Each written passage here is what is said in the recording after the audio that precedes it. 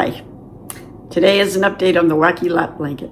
If you have no idea what I'm talking about, let me tell you a little bit about it. So not long ago, I did a community poll on what to do with all of my balls of scrap yarn. And the Wacky Lap Blanket won. Well, because of the holidays, Christmas and all, a little bit busy and doing tutorials and filming other videos for both channels.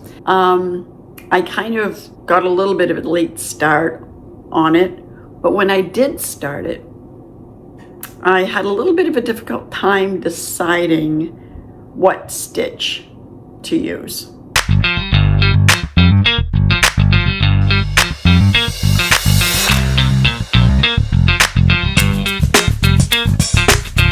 Hi, I'm Darlene and this is Heartfelt Crochets, and this is where I research, I study, I share, and I teach all things crochet.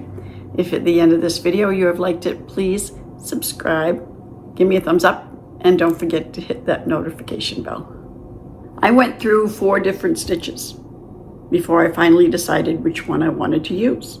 Here you can see that I started and got frustrated a few times. I tried the knotted half double crochet stitch, the linen stitch, the V-stitch, and the houndstooth stitch. And I kept frogging them, and I was not happy with any of them. I love all of the stitches, but I didn't like it for what I was trying to do with this lap blanket, okay? So then I decided that I was going to start scrolling through some of my old tutorials of my stitch tutorials, and I came across the Alpine stitch, and a light bulb went off and fireworks went off, and it's like, yes, this is the one. Do me a favor, in the comments below, comment yay or nay if you like or don't like the Alpine stitch. And if you have never tried the Alpine stitch before and you have no clue how to do it, I'm going to go ahead and I'm going to put the link in the description box below for the tutorial that I have on the Alpine stitch.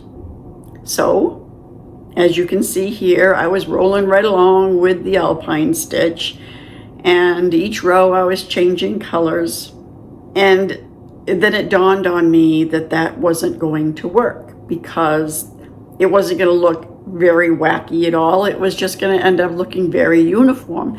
And this is because my OCD was kicking in. And everything had to be just so. The colors had to be in the right order. And I was kind of picking through the basket to see which one I wanted to use next. And it's like, no. That isn't what I said I was going to do. I said that I was going to randomly grab a ball of yarn and just start crocheting. Hi, I'd like to take a moment and interrupt this video just to let you know that you can become a member of my channel for only $4.99 a month, recurring payments, and you can cancel at any time. It's a great way to show that you are enjoying the content of my channel, and I super appreciate your support. Or you can just choose to buy me a coffee. Both the membership link and the buy me a coffee link is in the description box below, and I thank you so much ahead of time. Now let's get back to the video. So I frogged all of those pretty rows that I had crocheted of the Alpine stitch. I wanted to get into a few different ball colors before I actually did this video, but I wanted to get this video out for today. So as the day was ticking on, it is now 1:47, just now filming, and I still have to edit and get this on, and I realized that I'm not going to get into any more colors before filming because this last ball of gold was a large ball, and it seems like it's never ending, and I'm not going to switch to the next color until this ball is gone. And what's going to make it wacky is you don't know where in the row that it's going to end before the color switches. And the colors are never going to be repeated. So this is what I have gotten done so far. I started off with the gray, and I'm working on the gold. In measuring it, I would probably have to say it's probably 3 feet wide.